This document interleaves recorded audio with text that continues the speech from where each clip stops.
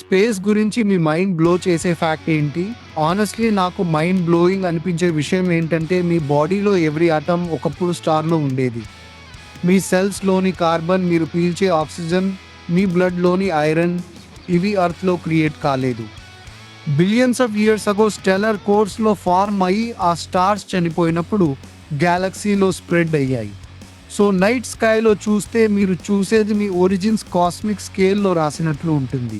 Earth ఉనికికి ముందు జరిగిన ఈవెంట్స్ సంహౌ ఈ మూమెంట్కి లీడ్ చేశాయి. యూనివర్స్ డిస్టెంట్ కాదు, మనం దానిలో భాగం. యూనివర్స్ లిటరలీ మనల్ని షేప్ చేసింది. ఇది బీయింగ్స్ని క్రియేట్ చేసింది. వారు యూనివర్స్ని చూసి ఎక్కడి నుండి వచ్చామో వండర్ చేసేలా. ఇది నాకు ఎక్స్ట్రాడినరీ ఫ్యాక్ట్స్లో ఒకటి.